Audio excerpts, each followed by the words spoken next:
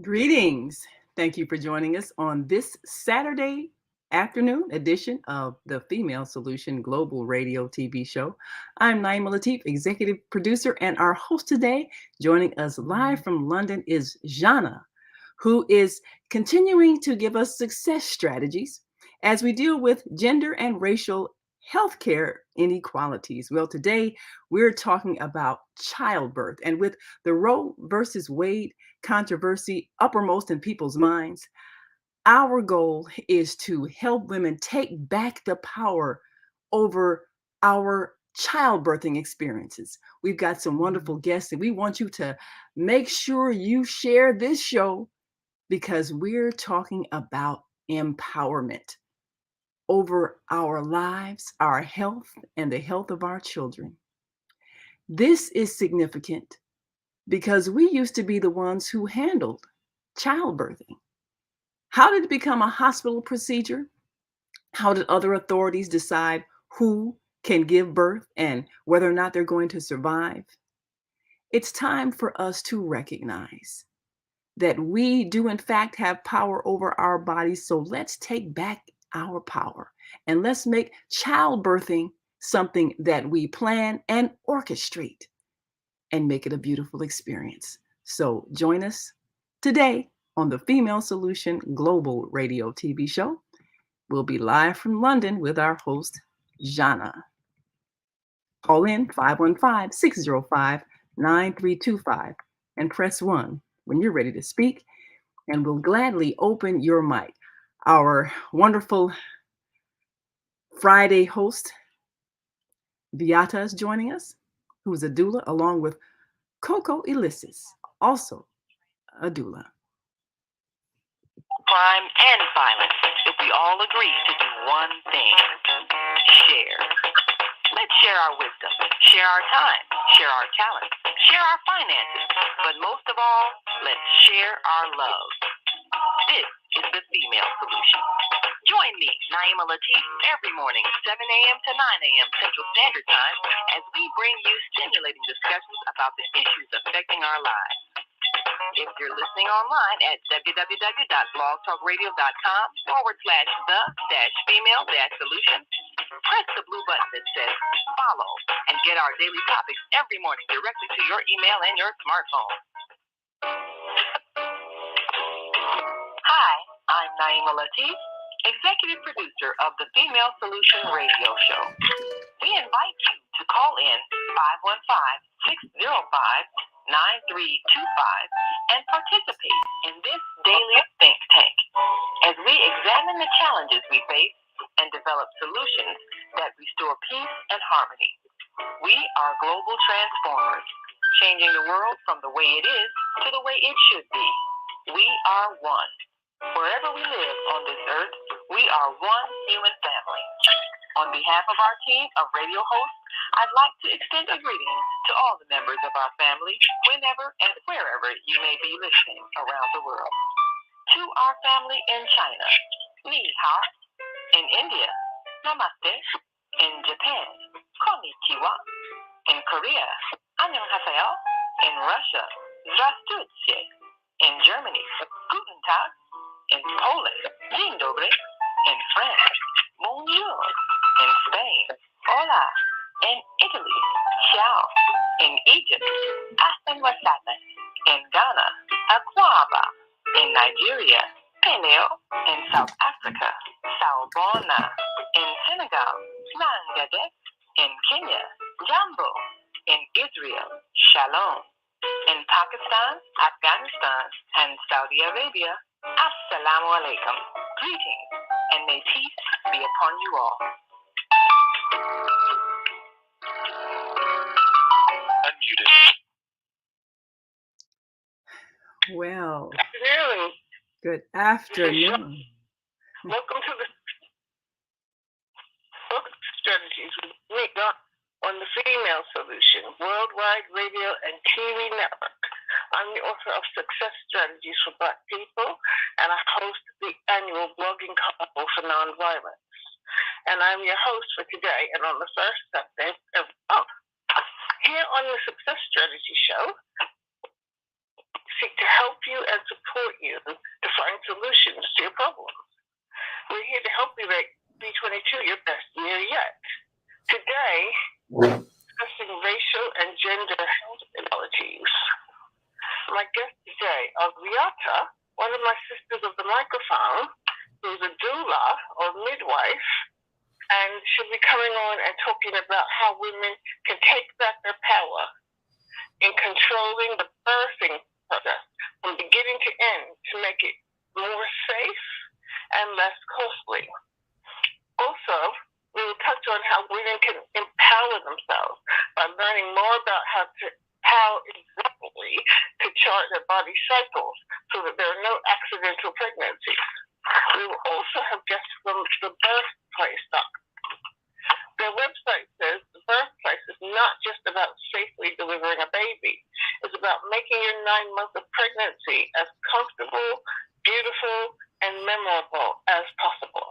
To speak with my guests, and if you have any questions for my guests, please phone in on 515-605-9325. Then press 1 to speak to the host, which is me, Zhana.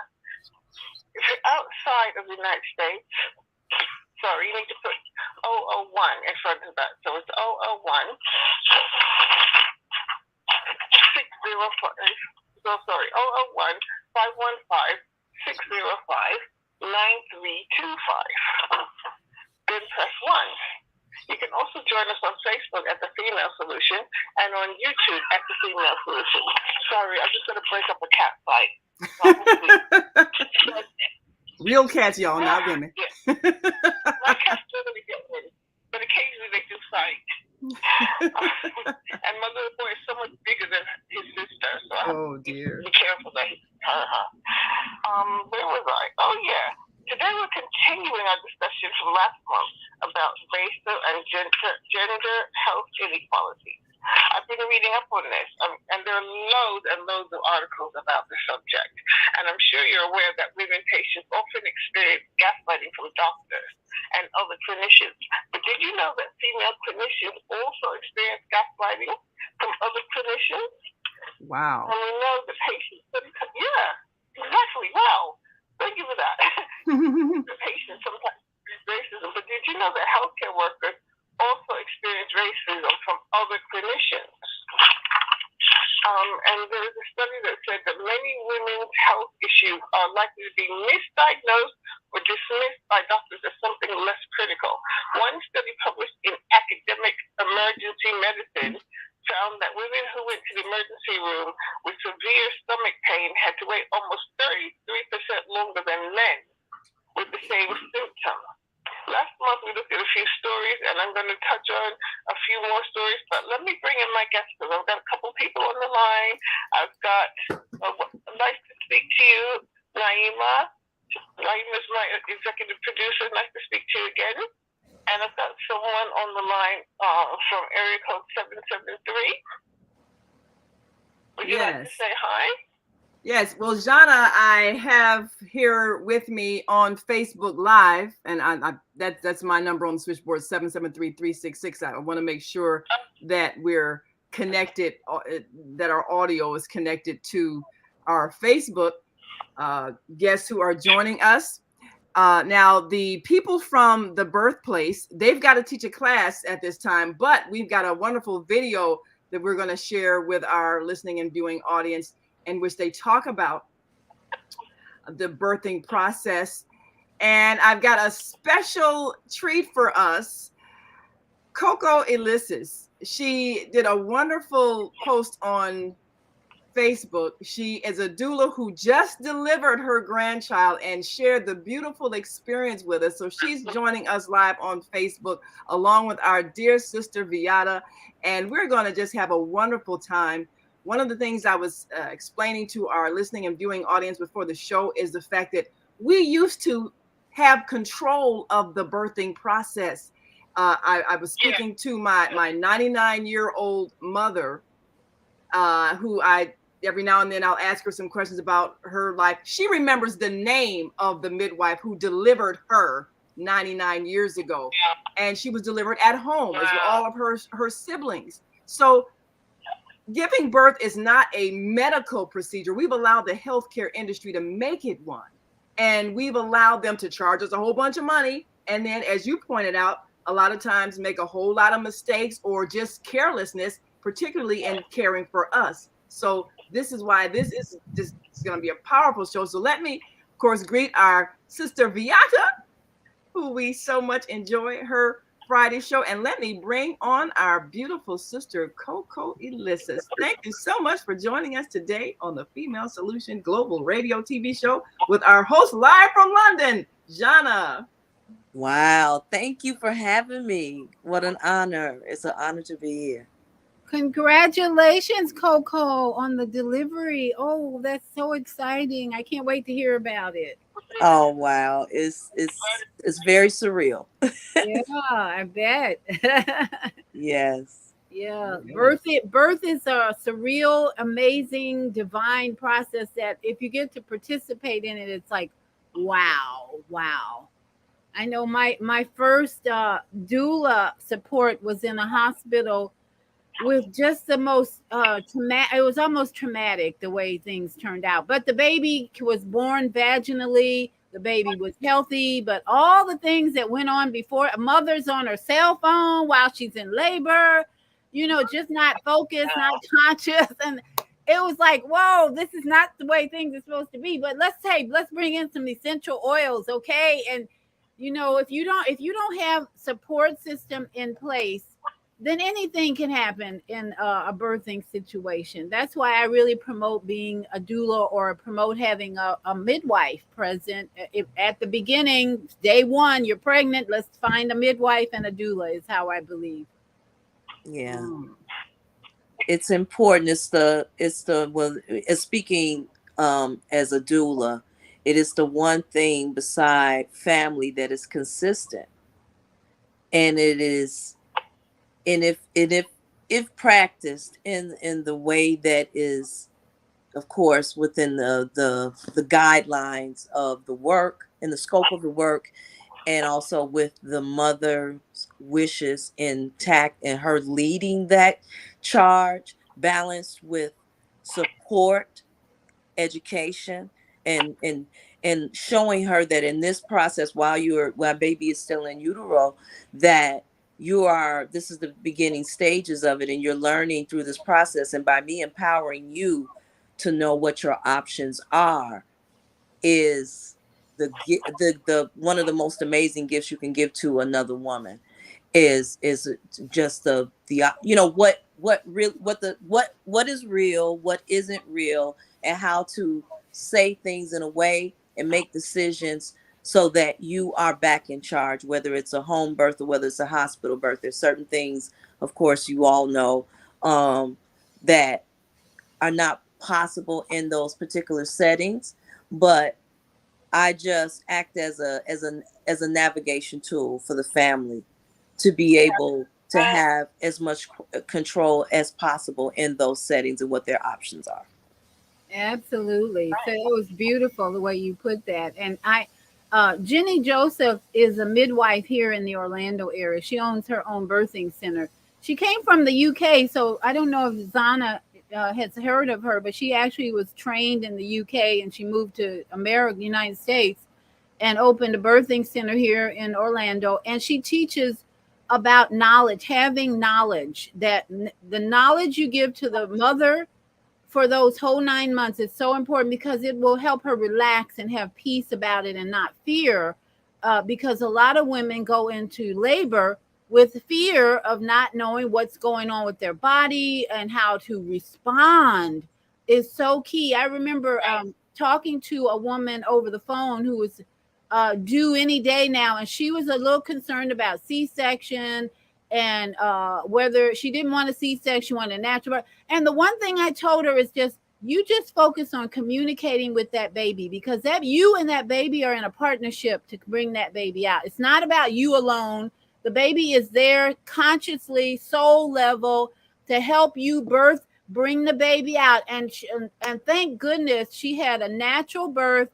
And she contacted me later and said one of the things she focused on was not just connecting, communicating with the baby, but music.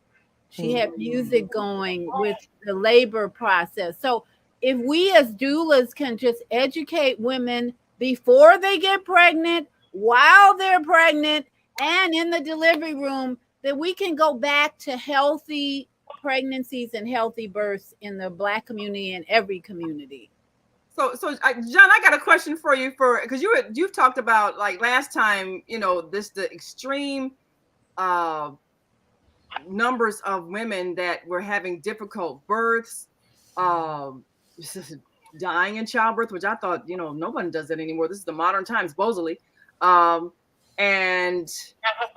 Right. so do they have, doulas, midwifery, is that something that is encouraged, and is it supported by the insurance industry there? What happens in the UK with women going into childbirth? Now, that's an excellent question.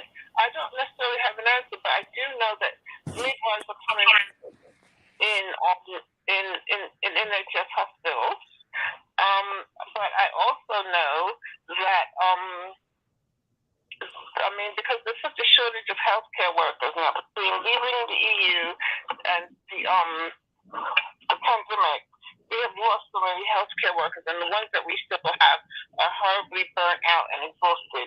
So I have heard stories where, like, every time that she goes to her, they call it antenatal here, but every time she goes to her prenatal or antenatal appointment, she sees a different midwife. So that means that she doesn't get to know the midwife. The midwife doesn't get to know her, right? And then when she goes into labor, she may have yet another midwife that she never sat on before, which I think is just awful. I think it's just horrible. So again, Viyahta, sorry, thanks so much for joining us. I'm going to give you guys a few more stories, and I would like to know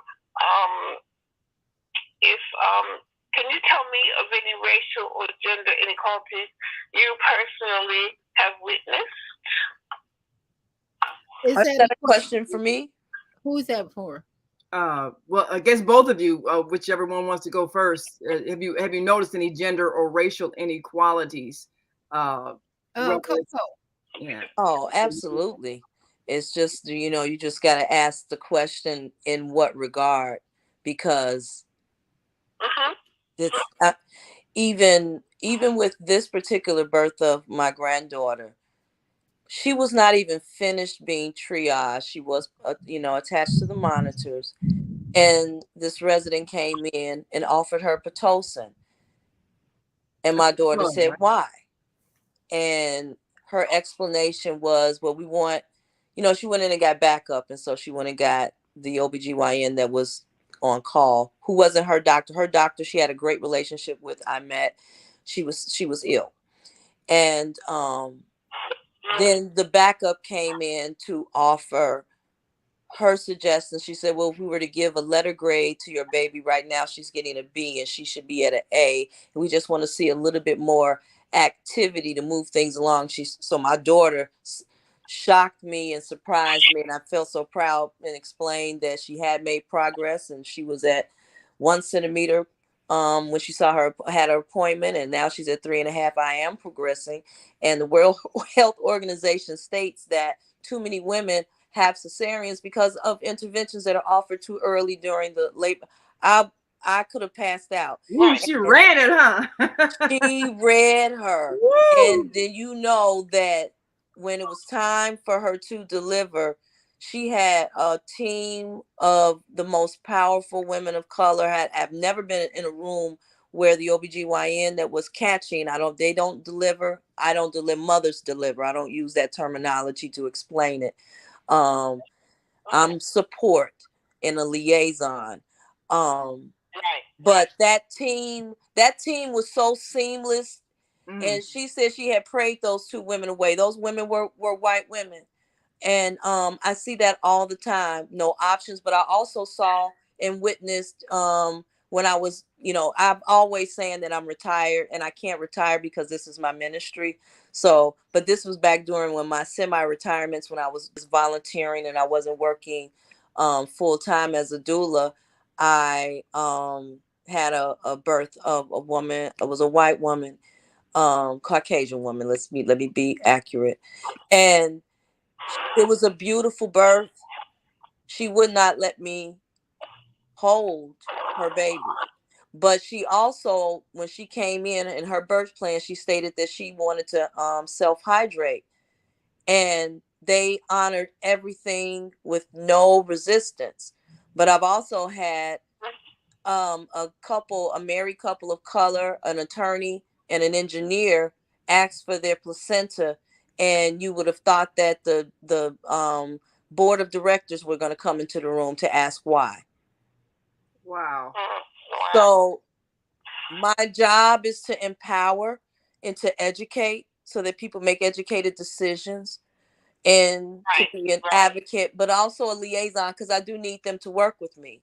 So I don't come in as an adversary. I'm coming in as a helpmate to the workers in there, but I also empower mothers and families so that they know exactly what is being said to them and why it's being said. 24 hours for a first time delivery is normal, but a hospital will never let you go on without offering any interventions when it comes to Pitocin cesarean section, because it's a numbers game. So Pitocin, for those who may not be, first off, let me ask two definitions. One, can you explain what triaging is? And then also Pitocin, what is that drug supposed to do? You want to take that one? Yeah. Viyahta, can you give us a definition of what it is to triage, a woman who's about to give birth, and what is the drug Pitocin supposed to do? I'm not as familiar with the term triage. I think Coco would be better because I haven't had that in a birthing experience yet, and that's something you would learn with more experience as a doula. And my experience as a doula is only a couple of years. So, and then Pitocin is just a drug that that numbs the pain. I believe it helps reduce it. No, I'm not sure. No, Pitocin helps to I think to expand.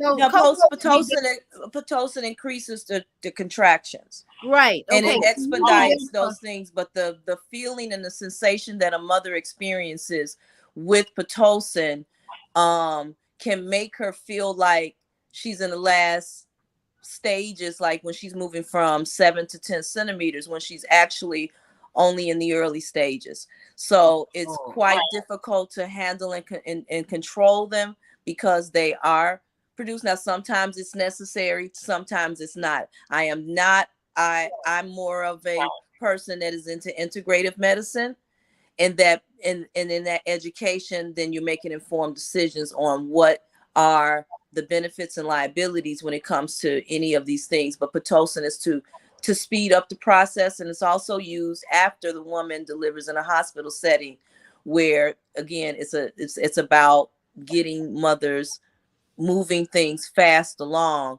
to also to assist in the uterus contracting and coming back down to size after the placenta has been delivered. And they usually make that decision as they're monitoring the baby's heartbeat and the baby internally. They're going to make a decision whether we got to speed this up because the baby's heartbeat's slowing down, right? Right. It could be a variety of reasons why it is offered, but to offer, so triage is just when you're coming into any hospital, whether you're going in labor. It's not a labor and delivery term. It's the process of registering to get you to move you to your room that you're going to be in for an extended time. It's like we're getting the basic vitals, and then we're going to transfer you to a room that you're going to be in, that you're going to also probably more than likely deliver in if you're having a natural birth.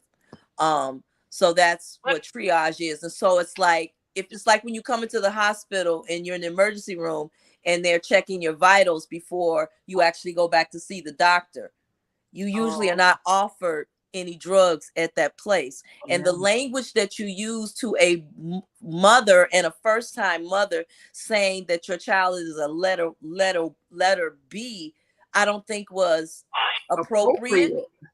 It wasn't appropriate. So all of that, all of that is just an awareness for us to move to home births or other alternative birthing centers, because the medical system is a business. The medical system is a business first and foremost. You take you go into a hospital to have your baby, you're entering a business environment. They're going to give you the drugs to make money. They're going to offer you triage, like you said, might be different in every hospital. So you got to be aware that everybody's not going to follow your expectations as a mother who wants to bring forth a healthy baby, have a healthy delivery. That may not happen, and chances are it won't happen in a hospital setting, because it's a business. It's a business. I just spent 12 hours in the hospital this past week. And believe me, I admire the business operation of it, but they are not in it for your personal healing, development, peace, calm. They're going to give you drugs to make you peaceful. So I wanted to just add the psychology of adjustments.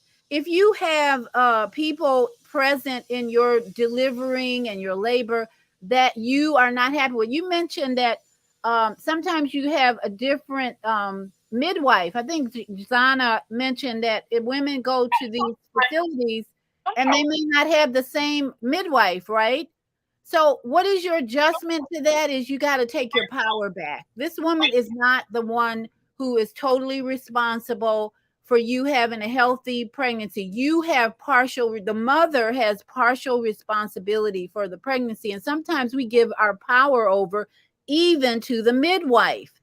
And the doula is there also. So if you have a doula midwife relationship from the very beginning, that you are happy, that's the whole purpose, right, Coco? From the very beginning, get to know your doula and your midwife, so that when labor comes, you're not worried about, is this woman going to be present for me? Is she going to support me? Is she going to be the one to help me get this baby out? No. It's you, mama, psychologically being sovereign, taking the power back that you were given from the beginning, that this is a partnership between you and that baby inside of you to come out with a beautiful experience. And we've lost that. We've lost that because we don't have enough men or women teaching women about perfect, healthy pregnancy and delivery. And Jenny Joseph, who we're going to hear from, I think Naima has a video, talks about maternal toxic zones. I got to know Jenny a few years ago when I was training to be a doula.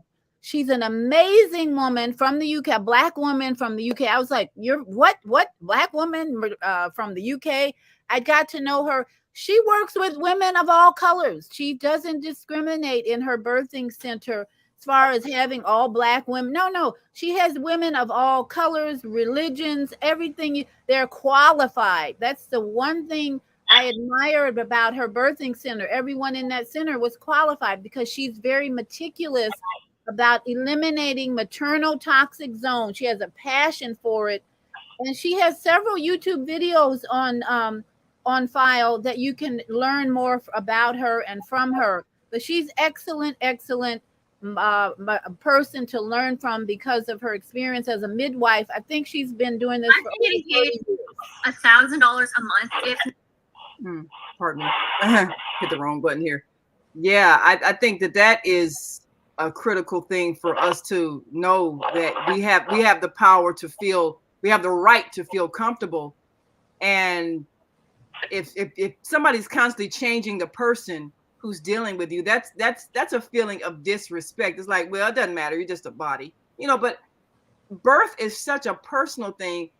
If you have to keep changing people, and each person, they don't really know you, they don't know the history of what you've gone through.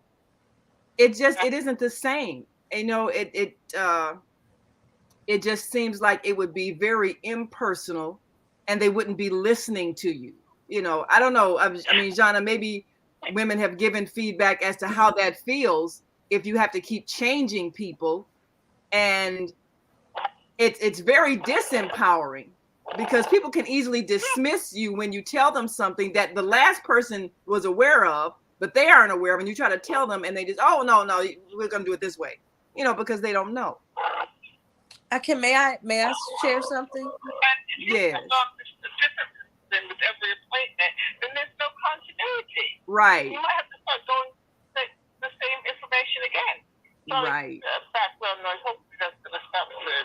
I want to run through a few of these stories before we take the commercial break. So we're going to touch on a few more stories. One Black female patient hid a tape recorder in her hair. Right, she hid a tape recorder in her hair because she did not trust the doctor, who had made unhelpful and insensitive remarks to her. She started crying when he told her how long the waiting list was, and he said to her, "You have to wait like everyone else." When she hid the tape recorder in her hair, she taped him making racist comments about her body. See, this is what I call kind of being a guerrilla patient, right? Being an underground patient, you have to hide a tape recorder in her hair. We talked last month about the fact that in the UK, Black women are 4 times more likely than white women to die in childbirth, or within 6 weeks of childbirth. Same stats in the U.S. Same stats are in the U.S. Yes. Wow, that's awful. Yeah, that's why Jenny brings all that out. I also mentioned it's true in the States as well, and I promised to post some links. Black women are more than 3 times more likely than white women to die in pregnancy or postpartum than white women. Yes. Wow. Clear. This is. Yes. So may I add something? I wanted to touch on something that was discussed about changing midwives in a setting that is functional. Whether you're a doula or a midwife, it is very important for there to be more than one individual. I'm not saying like 7 or 8, but we have to take into consideration that there are emergencies that may come up in a midwife or a doula's life. And I usually work with a backup doula in case I have an emergency, and that's to honor the fact that I am a human, because sometimes we can have these supernatural abilities when we and tendencies to be super women in this regard, and sometimes neglect ourselves when there's a choice, whether you're just had a loved one pass away and you have somebody that is their due date is the day after. It's probably to implore your backup doula for that particular birth. So I'm of the narrative that there should be a team in case of an emergency. But what is on the table is that this is supposed to be the one in case she doesn't have an emergency, she's going to be there for your birth. And that you are bonding. And so those team players have a point in maybe one or maybe not as the same amount of visits that you would have with your main doula or your main midwife, but you definitely know that person. So it's not a culture shock when there is an unexpected emergency that arises, and they have to be there and participate in the catching during your delivery. That's important to communicate that to the mother. That there's a possibility that I may not be here for you when the time for that baby to be born. I replaced a doula who in the hospital who had been in there for 12 hours with this mother. And she called the center and said, "I need to go home and rest." And so they asked if anyone was available to come and relieve her at the hospital. This woman had been in labor for 12 hours and I was available. So I said, sure. I was like 15 minutes away. I said, sure. So I go into this hospital room where she's been in labor. The dad's sleeping on the sofa. She's not now because I think they had started to give her Pitocin or something. But I come in there and I just start praying because I'm like, oh my goodness, what am I good?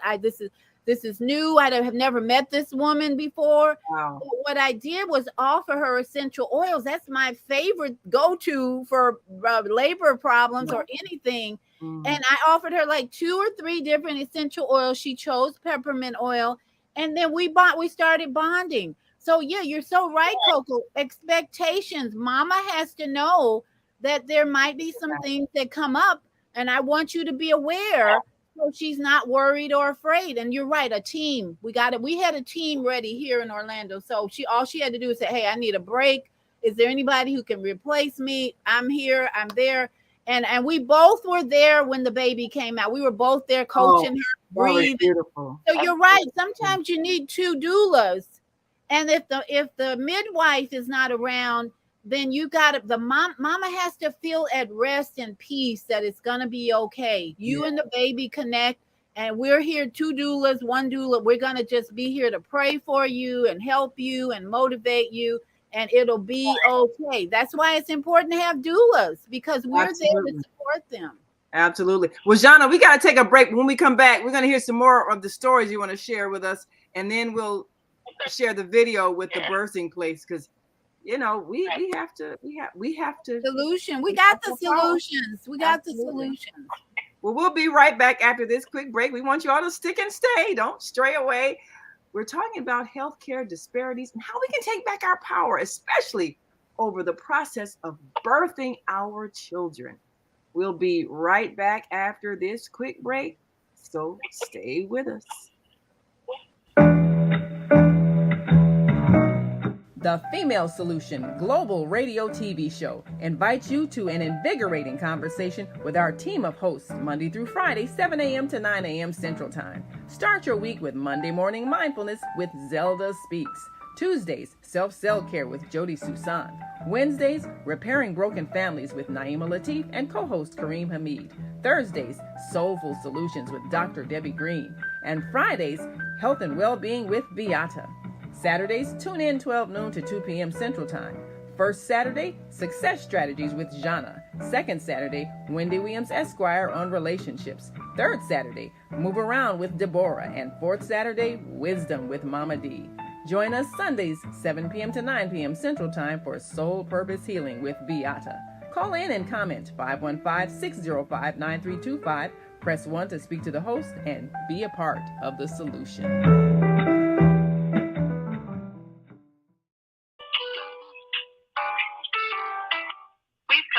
Our show today. Susan Essentials is re-engineering what health looks like by leading you to the best wellness initiatives in the world. Start your coaching plan today and create a new paradigm of health. Click here to learn more.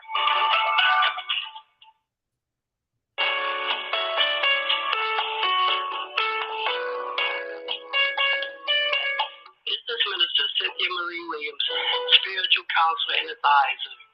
I invite you to a private reading in the areas of business, health, finances, relationships for introductory cost of $20. Please call, because there is a higher power that can help me help you. 312-802-4743. Peace and blessings to you all. Call me. 312-802-4743.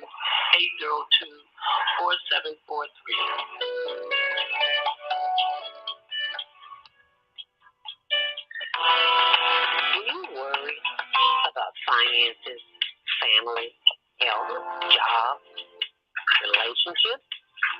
Are you in pain? Do you feel stuck? If you answered yes to any of these questions, help is available. Don't worry, you're not alone. It's part of the human process. You only feel this way because you haven't mastered the voices in your head. No hype, just down-to-earth, solid, workable tools and techniques that you can practice daily. It's really food for the soul. Whether you want to learn how not to worry about anything, reverse type 2 diabetes, publish a book, promote your product or service, or just make extra money. To take advantage of the deal of the day, go to zeldaspeaks.com or call 312-409-6619. Mention promo code The Female Solution and get free shipping. That's zeldaspeaks.com or 312-409-6619. Stop worrying today. Visit zeldaspeaks.com. Crime in Chicago continues to increase. Communities and politicians must come together to make a change. No one person can solve these problems by themselves, but I believe together we can make progress. Let's provide job training, economic growth, and invest into our 77 communities. Let's rebuild and restore Chicago. Vote for me for mayor of Chicago. I'm Dr. Willow Wilson, and I approve this message. Paid for by Willie Wilson for mayor.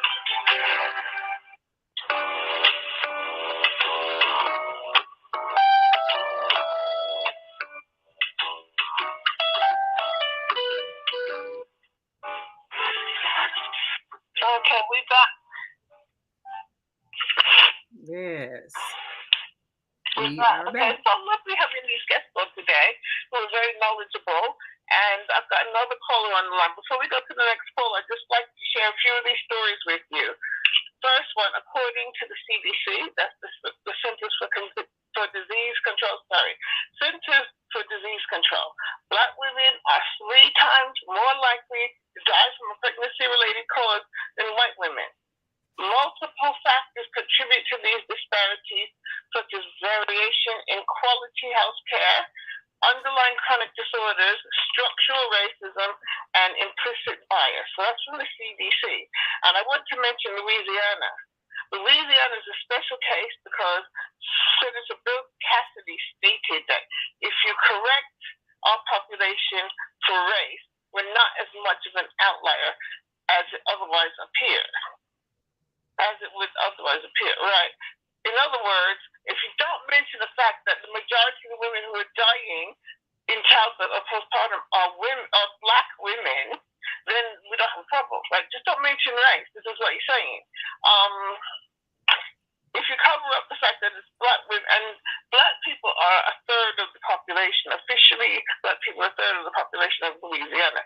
So if you cover up the fact that it's Black women who are disproportionately dying, if you leave out this detail, then Louisiana statistics line up with those of the other 49 states. Wow. This is, can you believe this? This is a senator talking. Another story. There's a woman who went to the hospital in excruciating pain, and she was told she had fibroids, even though she had already had a hysterectomy. And the doctor insisted that she was wrong. In other words, you only think you had a hysterectomy, right? It's all in your head. You didn't actually have one. Fortunately, the patient was then seen by her own GYN, who told her she had ovarian torsion, which can be fatal if left untreated. Ovarian torsion is when the ovaries have twisted and fallen from their normal position. But can you believe that? She goes to the hospital in agony, and they tell her, no, you didn't have a hysterectomy. I mean, it's just crazy. unbelievable. That's like saying you don't know what you're talking about. Yeah. Yes. She's obviously too stupid to work out the fact that she hasn't had a hysterectomy, right? So I'm going to recap some of the stories I mentioned last month, not all of them, but these are not all about pregnancy and childbirth because it's kind of across the board. During the pandemic in America, the devices that are used to measure oxygen levels do not work on Black and brown skins as well as they work on white skins. So people with Black and brown skins were turned away from hospitals because the oxygen levels appeared to be fine, and some people went home and died from this. Wow. It also emerged that female patients, including women of color and men of color, are routinely offered different treatments than white people, especially white male patients. And this is true within different disciplines and across many countries. Women with coronary heart disease, vascular disease, and cancer, among other issues, are treated differently than male patients, and Black male patients and male patients of color are not offered the same quality of care as white male patients. In treatment of heart issues, which is to say cardiac issues, this trend is very widespread. According to a recent article by Abbott.com, a recent white paper stated that a survey, Beyond Intervention, Patient Experience, and Health Equity, this was a survey of 1,289 people suffering from vascular diseases across 13 countries, along with 408 physicians and 173 healthcare workers. And they found that women with coronary artery disease and or peripheral artery disease reported more challenging experiences compared to their male counterparts in relation to access to healthcare, emotional factors surrounding healthcare interactions, and relationships with their physician. So I'm going to translate that. This is my translation, right? Doctors don't listen to us. doctors do not listen to women patients. Other clinicians also do not listen to women patients, especially if you're Black or if you're a woman of color. Yes. I also did some research regarding cancer care and discovered that there is a disparity in outcomes between Black women and white women's outcomes in treating breast cancer. One reason may be that Black women delay starting treatment because of financial issues. So these are life and death issues. Women, including women of color, are dying disproportionately. Men of color are also dying disproportionately. And I want to know why. And Deborah, our third Saturday host, Deborah makes a comment here on Facebook, Zhana. She said, in addition to, when they ignore what you say, she said, and also they generalize you. Like, they say, oh, well, you people always have this, or you probably have that. Like you're not an individual. And that happens frequently. So Jenny Joseph, the midwife a Black midwife who came from the UK to the United States, was faced with all those statistics that Zhana just mentioned. She was faced with that in the United States, and she was shocked to find out the statistics that existed in the minority communities in the United States. So she was shocked. So what did she do? She started a birthing center. She realized that there was a lot of ignorance in the Black community as far as access, having safety and quality to a birthing center, or a doula, or a midwife.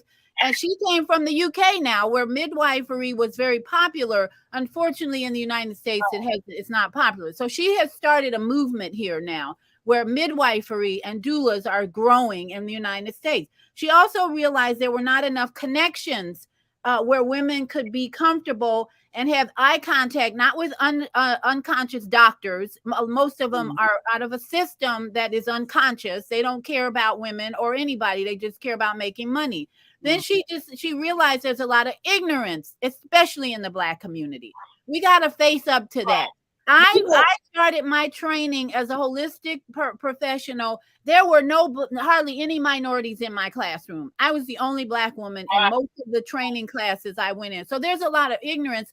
And today there's no excuse. We got the internet. So we need these centers now. So bring people out of their ignorance and empower them. We gave our power away. Let's just say that forget about all the statistics right now and just say we have given our power away to doctors, hospitals, where it's not a medical condition to have a baby, but we gave the power away to say, oh, we need a medical doctor to have a baby. So it's time to take our power back now. And that's what people like Jenny Joseph is teaching us. And Coco and I have made a decision to participate as doulas to educate women, empower them, and comfort them, and whatever we need to do to bring back our power. Yes. So, Zhana, did you want to take? Oh yeah, go ahead. Something. Yeah, Coco, and then Zhana, maybe you can take your call, and then I'll share this video. In 1965, there was a movement across the country of Black women who are trained to be midwives. And so I don't want the narrative to not include this part of history, because I was a part. I am related because of my having home birth to a conglomerate of Black women who were working on the underground, who felt like the first hands that touch our babies have to be Black. This was happening in Chicago. It was also happening in Los Angeles. It was happening in a lot of places. So a lot of people may not know about that narrative, but I know that narrative, and I have worked with some of those women who were doing very revolutionary work from 1965. So they do exist. We do exist. Our numbers are there, but we just need to continue doing the work of the woman that you just spoke of, and also of these other courageous women who made this decision a long time ago. Right. Well, because the reason why I talk about these problems is because we need to be educated. We need to be aware of what's going on. And I want to know your thoughts about why don't we know these things already? Why is it so hush-hush?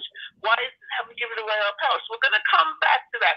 First, I'm going to call on this caller. He or she has had their hand up for a long time. Okay. I've opened the mic. I've opened the mic for area code 314-677. You want to introduce yourself to our listening and viewing audience and give us your question or comment for our host and guest? I got a question, Naima. Okay. You mentioned about 13 countries. What countries you talking about? What countries is on that list? I wonder. Zhana, Okay, you got that? I like to say I don't have countries. Yeah, what countries is on the list? Now this was this the list for what? For high mortality rates in childbirth? What was the list again? The list is for, just give me a second. Well, it's the survey that was done, which is called Beyond Intervention, Patient Experience and Health Equity.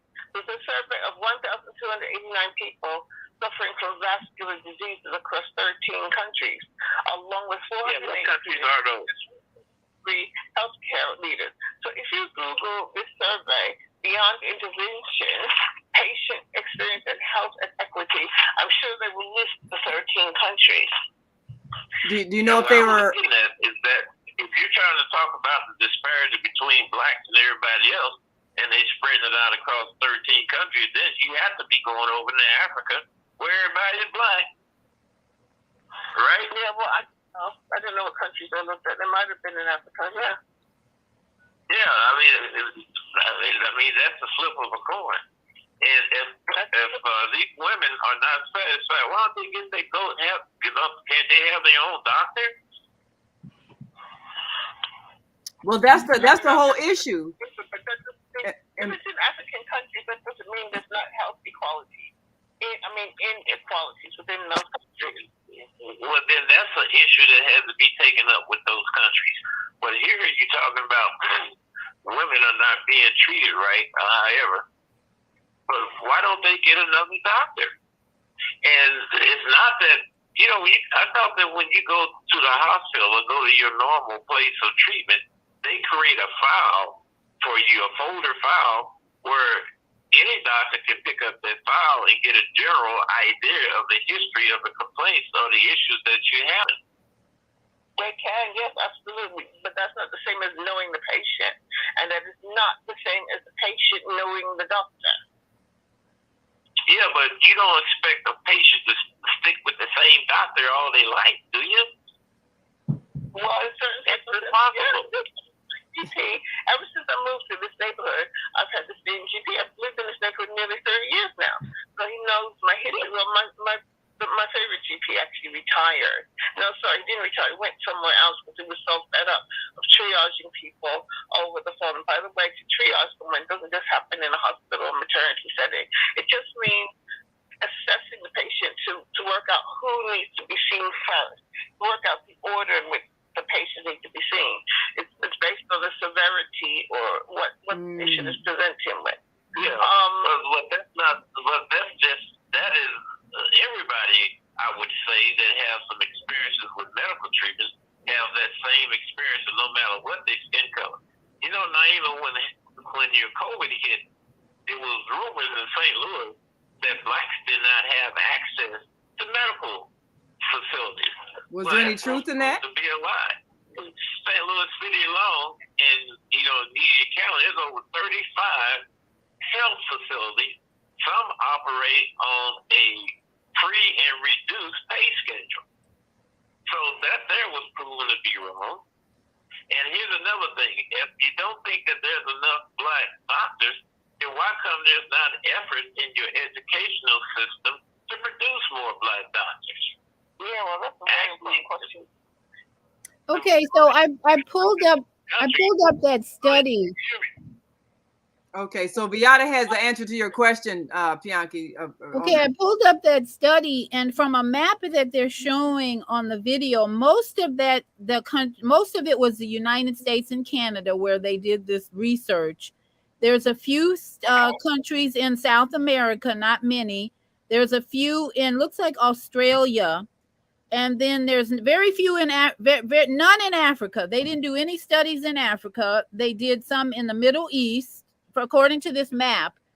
The map show, and there was some studies in China, and there were a few in Europe, but not one study, it looks like, was done in Africa. So mostly United States, western part of, or eastern part of South America, the whole Australia country, And these are places where they have a heavy pharmaceutical, medical influence. So this study, it looks like from what I've scanned, is about promoting more medical intervention with patients, better relationships with patients and their doctors. And that's probably why they only did it in a few countries and not Africa for one, and not the Russia. So anyway, I hope that answers your question, Bianchi. Well, I don't understand the purpose of the study even mentioning that. Heck, we live in the United States, and we live in individual states, which are countries really, and cities. So that's the whole thing of your concern, is that in your own community that you have the proper facility, you can go choose a doctor. Now, of course, if you on some public aid, you give up that option. But if you got insurance or you got the ability to pay, you can choose your own doctor. I've done that when my daughter was born. So was she born in a hospital? Was she born with a midwife? How was your daughter born, and where? No, she was born in the house. With midwives, that sounds like a good idea. But who pays those midwives? How do they get paid? They pay for about a family. I don't know. Does insurance pay for midwives? Do they pay for doulas? Coco? Rarely. But that depends on the insurance company. You have to that's part of the support and communication and relationship that a mother needs to have with her doula and her midwife. Find out what the insurance company covers, and maybe Coco can talk about that as well. Find out from your own insurance company what's covered. If not, it may have to come out of your own pocket. So, Coco, is that an issue that maybe excludes certain people from being able to be a part of the process? The fact that insurance may not cover it? Yes, most insurances do not cover doulas. Doulas are usually paid privately, or sometimes there's social service agencies that will provide doulas, and sometimes hospitals have connections to volunteer doulas. What about midwives? Have you found insurance companies covering midwives? That midwifery is covered in most major hospitals have nurse midwives. That's something that's been going on for lots of years. So having a midwife and the midwifery is not synonymous with doula work. Hello, I'm still talking. Wait, hold on, Bianchi. She's explaining. Hold on, Bianchi. Before you ask your next question, hold on. She's still explaining about that, because I guess I was about to ask what is the difference between midwifery and doula. And doulas. I didn't want you to cut me off. Okay, hold on. Oh, you got time. Hold on. We got another whole hour of the show. Okay, go ahead. Doulas provide support for the mother and they connect with the mother as soon as she discovers that she is pregnant. That's the optimal, and they are there until the mother breastfeeds. Midwives deal with the medical or the physical application of birth. They are synonymous. They do the same thing that an OBGYN. The only thing that I don't think they perform cesarean sections. But they deal with the medical applications. Doulas do not check the cervix for dilation and effacement. That is something that a certified nurse midwife would do. That's something that a direct entry midwife would do in those regards. So, there's different types of midwives, and there's different types of doulas. You have some doulas just work postpartum, and then you have some doulas that only deal with birth. Yeah, midwives have to be licensed, and doulas do not have to be licensed. No, that's not true. In Orlando, in Florida, in different states, the laws are different with each state. Right. You can be a direct entry midwife, which is equivalent to the granny midwives of the South that are apprenticed under another midwife. It is legal in some states. In the state of Illinois, it's not illegal. I am a certified doula. You can be a doula without certification, but there are a lot of certification programs that train doulas. Then you have private practice doulas. Then you have community-based doulas. So there's different levels and different types of entities in all of these particular entities. It's not just across the board. That's true. And I'm looking more at Florida. You have to be licensed to be a midwife in Florida. Yeah.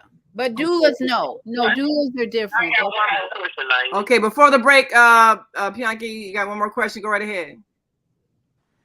Why come your patients aren't made to squat when they give birth? You know, in Egypt, and you see these in the Meeting House, which is a birthing house of ancient times, you see carvings of women in the squat position. Even in Africa today, they have stools where women squat rather than laying up there on their bed. Comfortable. Maybe that's why I come in labor so long. I saw a woman recently, she gave birth standing up because gravity helped, she said. Yeah, I get. Isn't that something that a doula or a midwife can decide if the woman wants to try that position? Well, the woman decides. We doulas and midwives don't decide for women. They decide with the doula. We help support whatever their decision is. And yes, if they're educated from day one, these are the options you have on how you can give birth. Most of the women I know, or men who are trained as doulas or midwives, they will suggest and teach how squatting, not laying on your back for sure. I've never seen that. But definitely squatting, standing, more upright positions are better positions to have birth. That's the problem with the medical system. Many of them are not giving women options. And that's what scares them, I think, sometimes. They don't feel like they have any options. Whereas if they connect with a doula or midwife on a birthing center, they will see all the options they have, and then they can make better decisions, and they feel more at peace, I think, and less stress. Yeah. Apparently, it was to first wanted women to give birth on their back so he could watch his children being born. Yeah, I heard that. That was the story behind that, because otherwise women were not giving birth on their back, because that is really an unnatural position. It doesn't help you use gravity to because that's why they call it catching the baby, because you're catching them because they're falling down. They're going downward because you are squatting. So that really was the ancient way of giving birth, and it did help the mother use the force of gravity so the baby could drop. I mean, all the terms that we've used, the baby dropping, catching the baby, that indicates that was the position. The woman was facing downward as opposed to lying on her back and then having to be in labor so long. So that and women need to demand that from hospitals at this stage of the game. We should not have to go, women should not have to go in the hospital and do exactly as the doctors and all these people tell them, when there's all this research and experience and knowledge that says the best way to give birth is not on your back, but upright or bending over, and all the other positions that women have been giving birth on your knees. If you've seen home births, these women are in these pools on their knees, leaning forward, and that baby's coming out the back, slipping out all on its own. So I've seen that water birth. Yeah. Hospitals need to come up to speed with current information. It's not even current, it's ancient. Absolutely. Go back to the old ways. Well, thanks so much, Bianchi. We always appreciate your input. We got to take another break. And when we come back, Zhana, we got the next caller at 111-111. Before you take that call, though, I'd like to share this video when we come back from the break from the birthing center, and take a look at some of the things that we do when we take back our power to take care of our health. So we'll be right back after this quick break. We want you all to stick and stay. Don't stray away. We'll be back in a moment. Stay with us.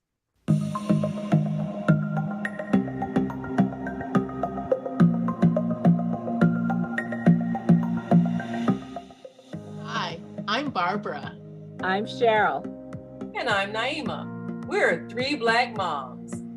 And in case you didn't notice the resemblance, we're also 3 sisters. We're going to be coming to you every week, sharing our successes and our mistakes as we navigate our lives as moms, wives, sisters, daughters, and of course, Black women in today's world. We'll talk about it all: race, politics, religion, economics, culture, and we'll take a look at everything from whether or not to use corporal punishment to how do you teach your children about sex. Look for our upcoming book, Growing Up Charles. It's a personal story about our lives growing up in Maple Park on Chicago's South Side. I'm Barbara. I'm Cheryl. And I'm Naima. We're 3 Black Moms. Follow us on Facebook and subscribe to our YouTube channel, 3 Black Moms.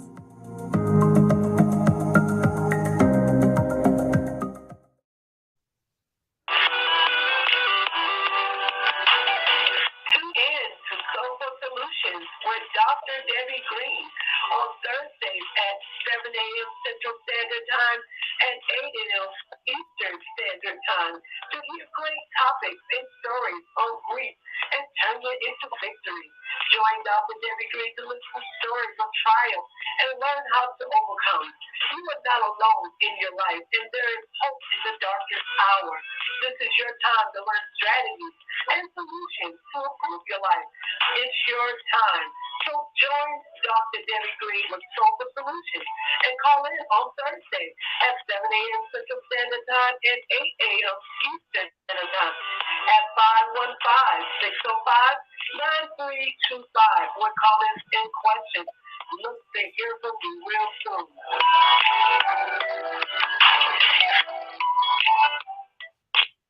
Hi, this is John Alexander. And I'm Naima Latif. Meet people like you who are making a positive difference in the world. Watch us every day on The Media Connection at www.youtube.com/TheMediaConnectionTV. YouTube it. We'll see you soon. There are people who choose to make a positive difference in the world. Our job is to bring you their stories to motivate you to do the same. Join us each week, host John Alexander and Naima Latif, as we bring you the educators, entertainers, elected officials, religious leaders, and community activists whose works are transforming this world. Find out how you can make a difference too. Be inspired. Watch The Media Connection. Mondays at 5 p.m. and Tuesdays at 12 noon on cable TV, Channel 19 in Chicago and other cities. Check your local cable listings. Our kids are the future and should not be left behind. One person should not decide what is the best for our 77 communities. Politicians must work together for our kids' best interests. They deserve a safe education with resources that meet every student need. Let's rebuild and restore Chicago. Vote for me for mayor of Chicago. I'm Dr. Willie Wilson, and I approve this message. Paid for by Willie Wilson for mayor.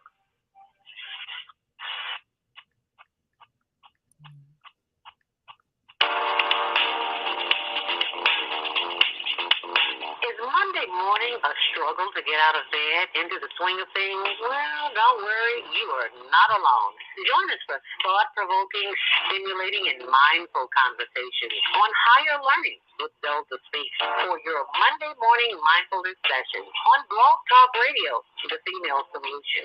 Mondays, 7:30 until 9 a.m. Be sure and send your ideas, thoughts, comments, and suggestions. Also, if you'd like to be a guest on the show, visit DeldahSpeaks.com and send us your info. We'd love to have you. Experience mindfulness moments with the mindfulness/stress relief coach, Doulah Speaks. And thanks for sharing the mindfulness moment tip of the day. Stay on purpose, stay empowered, and stay tuned to your next session of mindfulness on higher learning with Doulah Speaks. Make it a mindful day. And thanks for listening.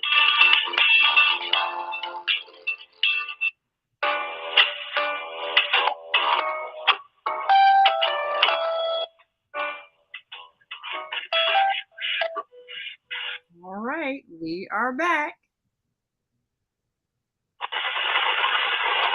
And Zhana, do you want to take the caller and then we share the video? You want to take the caller first, since they've been on a while? I'll open the mic for area code 111-111. All right, no problem. Can you introduce yourself, please? Oh, praise God, praise God. This is the day the Lord, Mother God, and Father God has made. Almighty God has made. Let us rejoice.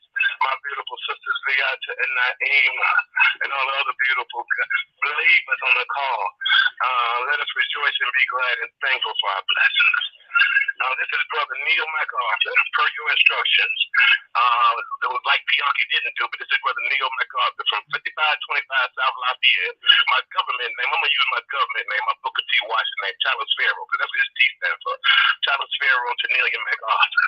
And if you will allow me, Viyahta, because I'm going to address your beautiful comments that you made, because the issue you're addressing is so important. And for Bianchi to finally chime in with that mess that he just committed retort, I'll just say it intelligent, like Dr. Cornel West would tell me to say. It's rhetorical questions and statements. Where are the 13 countries?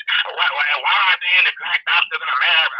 They seem to be all in Nigeria. What's that got to do with the comments about women and these mothers and your birthing rights and to bring life into the world, which is a miraculous, godly thing? What that got to do with any of the comments?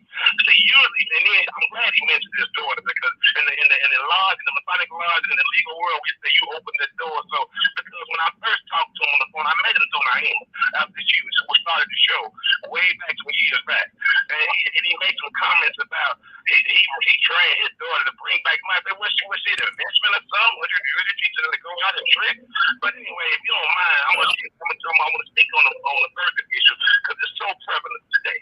Because how your child comes in the world and the trauma it goes to and the trauma the mother goes to. You see what you talk to and the drugs they give them and all that. And then take your baby, you don't know where they done took it and what they done did to it. They got them lights on it all the time. And then he gonna talk about, it's 34 hospitals. Hey, look, it's like a third world country. Ooh. A third world country. And he know what his spirit is. It's Samuel Jackson. His name was Steven in Django. That's his spirit. I've been dealing with it. So that's the only reason he came on today, because he knew I was gonna come out. This is on my location. Want me to share my location like the song say. I ain't never been scared of a devil. United States Air Force. And like my brother George would say, nuclear. Bianchi. Uncle Tom on his chain. So and now I've addressed that. Thank you. And forgive me, God, for being ugly in this world, because they forget about the wrath of God. They mistake kindness for weakness. Because my girl Harriet Tubman, whenever you ask the questions, why does he put a digital HT when he sends her a message? They don't know. Because it's Harriet Tubman. Naima Harriet, that's my hour line when I met her. And we went down 79th Street and we stopped and got some bean pies. And she loved them so much. I said, she ain't had no bean pies in a while. And I took in there and she brought my love spirit out. So she got that Harriet Tubman spirit, that warrior spirit. And I spent the whole day with her, rode around Chicago. I was driving slow because I wanted to be. She said, we can't go in there fast. I said, you want to see fast? Because every car been sitting out of the light. Had them all that them race car in there. Because that's the way God blesses me. She brought my love spirit out. And then Beyonce gonna come on and say, didn't give his name, just say he was from St. Louis.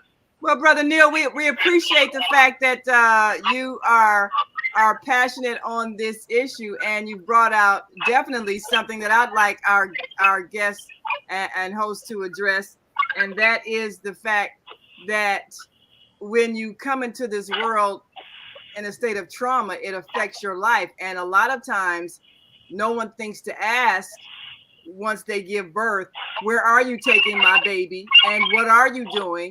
And we've been kind of conditioned to just do as we're told, which is probably why a lot of things happen that shouldn't. We are often too afraid to confront a doctor just because they have the title doctor, and we think that they are an authority, and maybe they're not. But I'm going to give them a chance to address some of the things you said, and thank you so much for calling in. We appreciate you.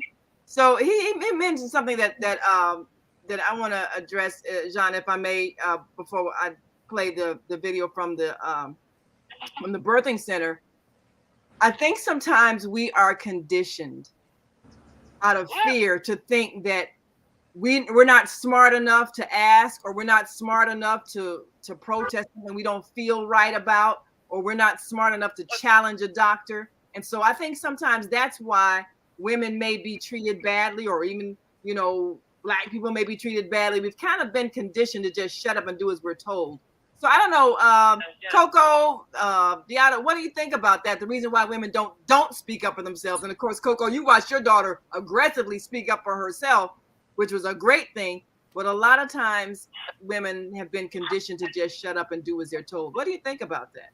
It's not a one, it's not, it's, if we look at it just that way, then we are taking the responsibility for the lack of humanity in the medical system that does not see us as humans. That's the core of it. It's racism. It's not just us not feeling empowered, because if we were treated with humanity, we wouldn't need all of these advocates, because everybody would have equal care, because everybody will be treated the same. So it's twofold. We have to educate, empower, and then also eradicate racism in the medical system. I've experienced so much racism in the hospitals. I used to suffer from migraine headaches for years, probably 15 years before I was healed. And I would have to make sure that I didn't come in my pajamas. I had to make sure that my hair wasn't looking crazy, because I would be treated as a drug-seeking heroin addict. Even if there was and it also shows you how they treat people who have drug dependency as well. It's embedded in so many systems. And then when a woman goes alone, a woman of color goes into an emergency room alone, she is not going to get the same care if she doesn't have a man standing next to her. So we have that level of isms that we have to deal with too, is that if there is nobody there to advocate for her, then we're not going to treat her with the care that she needs. I had gotten such poor treatment in an emergency room. When I reported it to the hospital heads, I got the cell phone number to the head of ER that told me anytime that I came to that emergency room to make sure that I called him. So we have to address racism when we see it. We have to teach our community, which is our family members, our children, our aunts, our uncles, everybody in our immediate community, and their way, if everybody is educating their community, whatever that community is, then, and how to report it when we see it, then we will get better treatment. But it's not, the responsibility cannot lie on the patient. It cannot just lie, because if, again, I'm repeating myself now. I'm off my soapbox.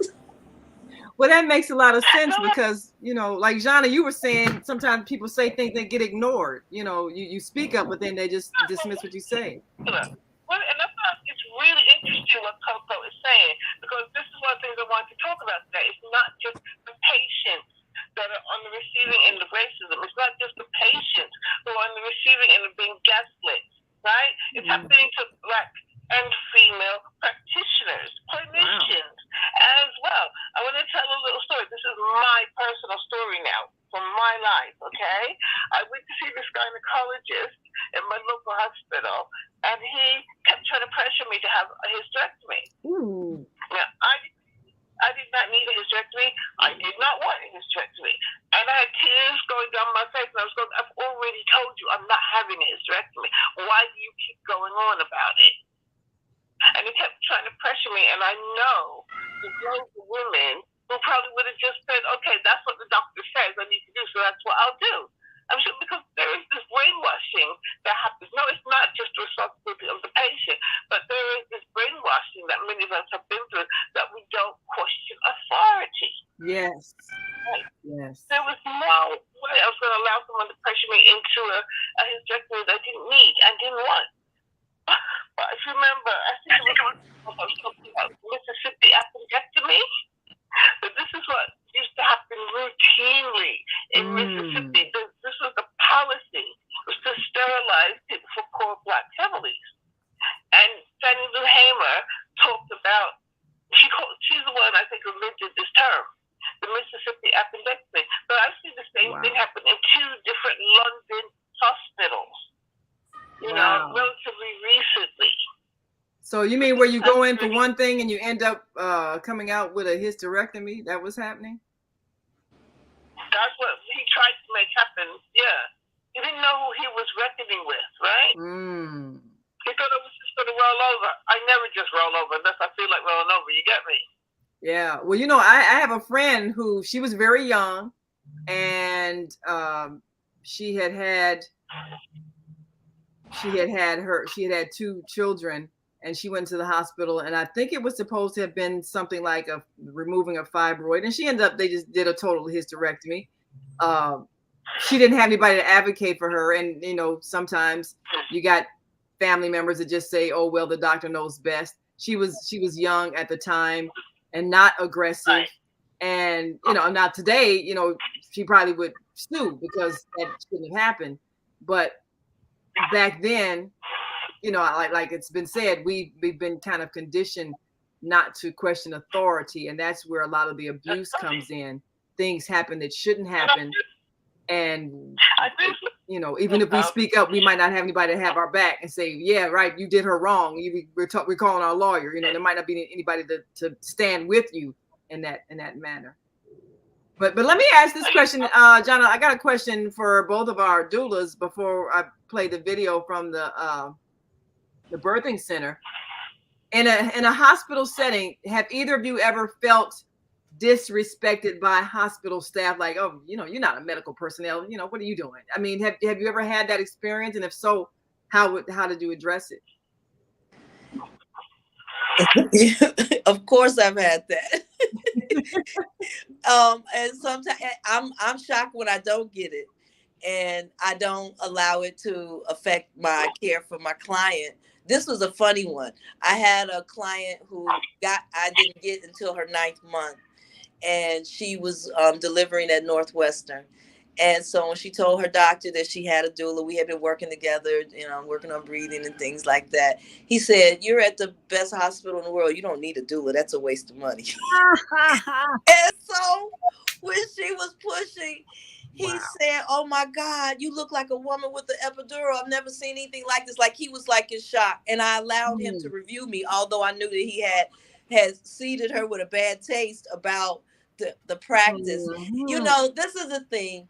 It's one of the oldest practices that exists, that some hospitals welcome it because they know that, hey, if a doula is here, that means that's a great nurse is going to know that my workload is less. If it's a hospital birth, again, you have different settings. But it's not respected everywhere. But there are some places where I have they are just super, super sweet. And super, super helpful. And then there's some hospitals where they just don't. But yeah. Wow. So Viyahta, have you ever had to, I haven't had. Most of the people I've dealt with lately are very cooperative and educated and not ignorant. That example Coco just gave was a big ego. Most doctors have ego problems. So we, especially women, have to prepare to respond to ignorance and egos. To deal with. And I don't really think it's a race thing as much as it is an ignorance thing. Yeah. My friend here who went to the emergency room twice, she had to wait in the emergency room 8 hours. She's Caucasian.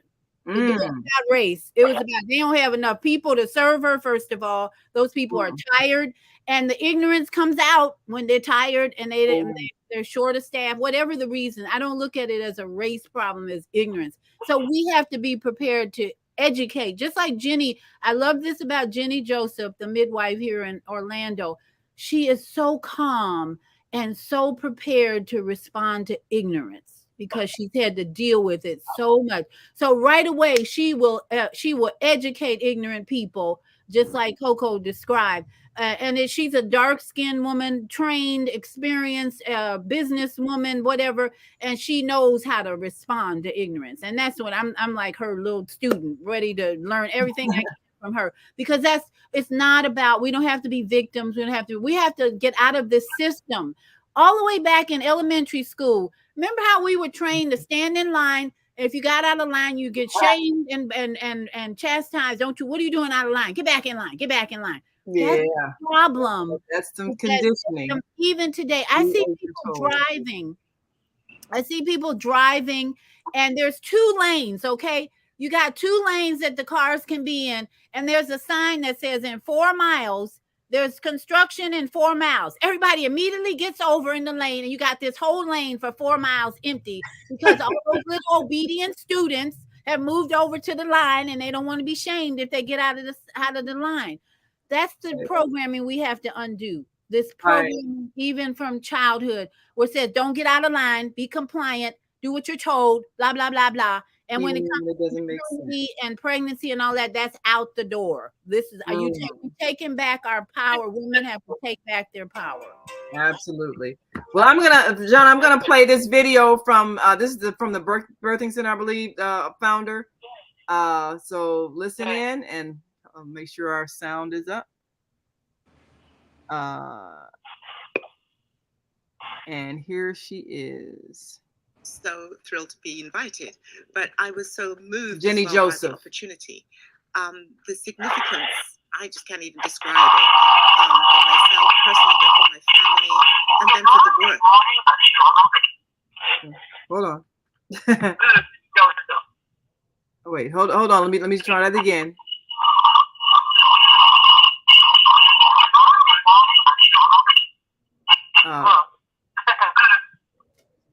Zhana? Zhana, are we having some technical issues here? Let me make sure our switchboard doesn't. Well, hold on. We're about to play this video from Jenny. What's her name? Joseph. Jenny Joseph. Midwife. Yeah. So hold on. Here we're playing it now. First of all, I was just so thrilled to be invited, but I was so moved as well by the opportunity. The significance, I just can't even describe it, for myself personally, but for my family, and then for the work that I do. I wanted to come to be able to share that work. I wanted to express myself, have an opportunity to really let the audience know what's going on in the United States around maternal child health. Mothers are important to the future of humanity. Without a woman becoming a mother, there is no humanity. This is a cycle that does not stop. And our very future depends on us being able to bring new children, new life into the world. When we have these egregious harms and barriers and reasons why women are suffering in birth and pregnancy and birth, and babies are not surviving, whether in the uterus or after they're born, then we have a real problem. This is our very future. And at this point in time, we're in dire straits. We need action. We need it now. We need it purposeful. We need it organized. We need it practical. We need it that we can do it right away or very soon. That the time for talk has not come to an end, but the time for talk now needs to take a back seat because it's time for action. There are very simple steps and measures that can be taken immediately to mitigate this situation. First of all, just understanding the problem, but secondly, coming up with practical solutions. Many of us have solutions to share. It's been so empowering to hear other people's ideas, to hear what they're in action doing, to hear what they want to do next. This is, to me, the inspiration of this forum. It's meeting other people and hearing how we can move forward right now. Like, the time is right now. When we do this ourselves, we've been working this way in my clinic for more than a decade. And when we do this work this way, women who would formerly be at ridiculously high risk, whether it's social or obstetrical, thrive. So taking those extra few minutes, finding ways to bring into the visit other supports, other pieces that would not normally be part of the usual pregnancy routines. Once we've got those in place, we find something really amazing happens, because now she's going to disclose. Now she's going to feel comfortable. Now she's going to follow instructions. Now she's going to come back routinely. The compliance increases. The women are a partner in with you. Their families then join in. Everybody wins. And oddly, everybody goes to term. Babies are born at healthy weight. Women are breastfeeding. It's not that complicated.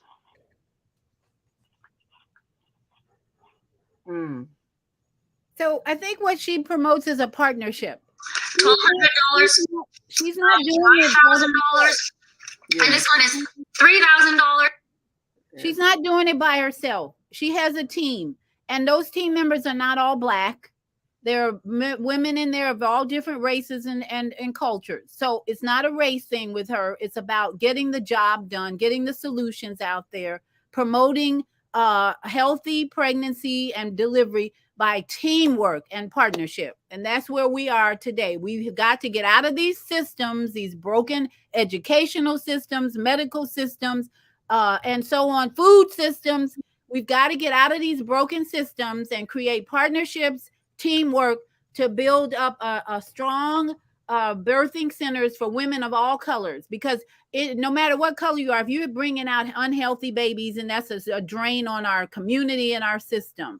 So we got to work together in the communities we live in to build healthy birthing centers for women and get them out of these broken hospitals that are all business and drugs. Pharmaceuticals run the hospital. So if you want to be drugged up and promote drugs for you and your baby, then that's where you go. But then if we offer alternatives, this is a center that is not going to be doing a lot of drugs. We're going to help you in every way we can, naturally, in the bathtub, whatever. That's where we are. Speaking of bathtubs, let's not throw the baby out with the bathwater. Because there are situations and scenarios where Western medicine is effective and saves mothers and children's lives. Absolutely, absolutely. You know, there are options, but with high risk, it is the place for a mother to be. If that is going to save her life and that baby's life, then she needs to be in the hospital. But having other alternatives is definitely a solution to the problem. But let's not get rid of the hospitals. You know, they just need to work more effectively for all patients. And that's the doula and the midwife's role, is to reduce the chances that they have those emergencies and that they have, though it's not going to eliminate it for sure. You're right. We're not going to eliminate those emergency situations where they're going to need a doctor or a nurse in a hospital setting. But if we are with that woman spiritually, mentally, physically, helping her nourish her body all the way through that pregnancy, help her nourish her mind and her spirit, then we reduce the chances of her having to go into a hospital. But yes, we don't eliminate it totally. You're right. Well, I got a question right before the break, and I'm going to give you all a chance to kind of reflect on it.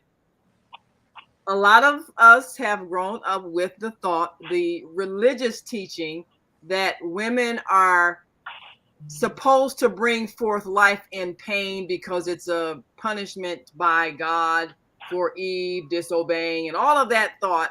So the thought and the expectation is that childbirth is supposed to be something you suffer through. And as a result, maybe this is why some women choose to take the drugs or get an unnecessary cesarean, because they believe that there is no painless childbirth. And yet, you know, I didn't suffer through mine. And I'm sure that, you know, as doulas, working with midwives and all of the things and all the knowledge that you have of natural care of your body, that childbirth does not have to be painful. So I'm going to take a break, but I want to, when we come back, I want to talk about this mindset that we've been given, that we're supposed to suffer through it. And has that influenced our belief, maybe even our lack of prenatal care, or our lack of preparation, or even our lack of trust in someone who is not speaking from the medical profession drug point of view? Just that thought that we've been indoctrinated with, that we're supposed to suffer in childbirth. We'll be right back after this break.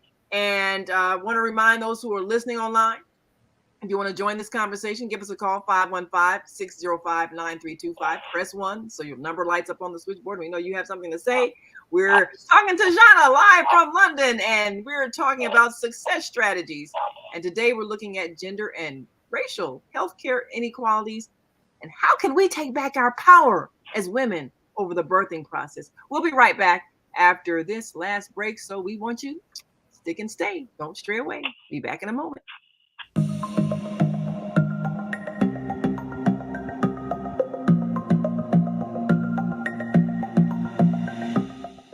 Hi, I'm Barbara. I'm Cheryl. And I'm Naima. We're 3 Black moms. And in case you didn't notice the resemblance, we're also 3 sisters. We're going to be coming to you every week, sharing our successes and our mistakes as we navigate our lives as moms, wives, sisters, daughters, and of course, Black women in today's world. We'll talk about it all: race, politics, religion, economics, culture, and we'll take a look at everything from whether or not to use corporal punishment to how do you teach your children about sex. Look for our upcoming book, Growing Up Charles. It's a personal story about our lives growing up in Maple Park on Chicago's South Side. I'm Barbara. I'm Cheryl. And I'm Naima. We're 3 Black Moms. Follow us on Facebook and subscribe to our YouTube channel, 3 Black Moms.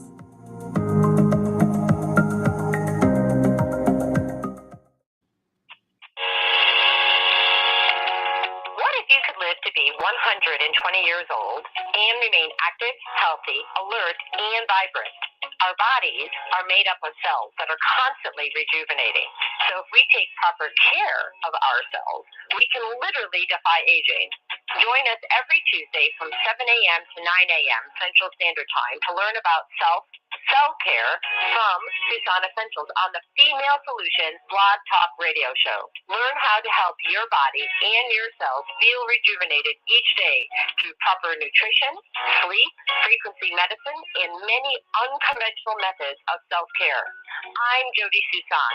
Join me and my amazing guests by calling in at 515-605-9325 and press 1 to speak. We'll help you achieve a breakthrough in your health today.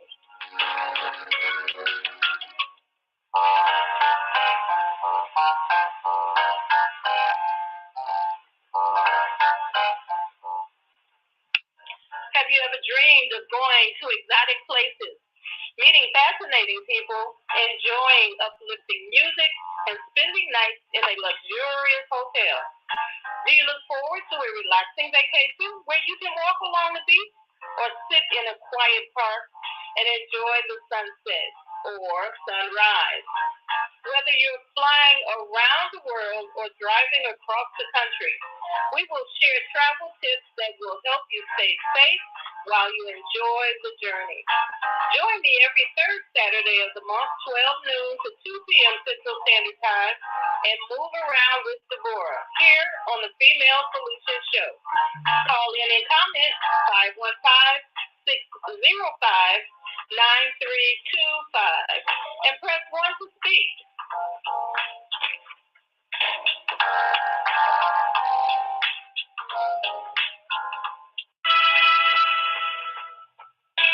Hey, it's time to take charge of your health. I'm Viyahta, your holistic life coach, and every Friday morning at 8 a.m. Eastern Daylight Time, I'm here on the Female Solution to empower you to make choices that will assist your evolution to abundant health.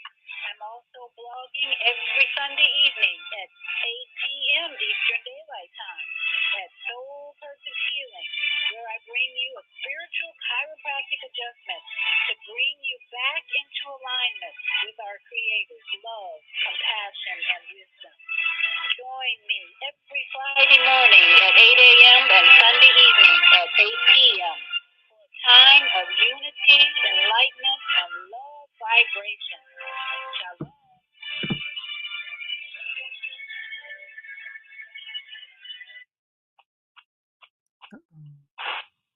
Whoops.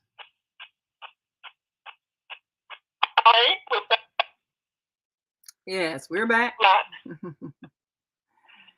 And you're listening to and watching the Female Solution. Yes. So we as women have been conditioned to think that childbirth is this horrifying, painful experience and a punishment from God. And yet there are some women who go through this process and it is not one of suffering and, blood curdling screams and all of that. And I'm thinking if we took the time to learn a bit more about our bodies and maybe some of these techniques that our sisters here have employed to make the birthing process an easy, comfortable, non traumatic event, then maybe we would survive more. And I think also maybe we would have more knowledge with us when we do go into a hospital, so that if a doctor says something that we don't feel comfortable with, we can counteract with our own information. So I don't know. I want to get you all's thoughts about that. Just the overall belief that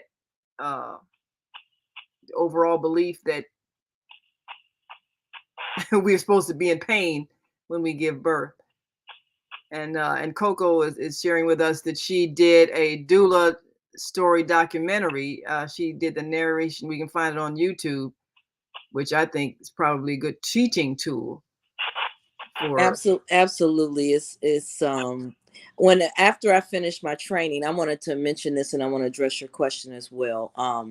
I was trained at Health Connect One, which is one of the leading agencies that trains community-based doulas. And how I got into the program, I had been a doula for somebody. Well, my girlfriend said, "I want you to be my doula," and I was like, "What is that?" And she's like, "My labor and delivery coach." And so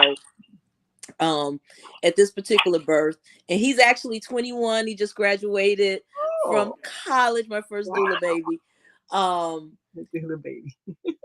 Yeah, I have doula babies, and they're different from God kids. See, when you have God children, you got to buy them stuff, but the doula babies, you don't have to do nothing but just love on them. You don't have to do nothing but love on them. It's like, that's a real godmother. Like, yeah, just give you love. So Health Connect One goes all over the country training community-based doula programs where women are salaried and they have clients, and then they also set up and have doula support groups, because as you experience the birth, you have to process it just like the mom.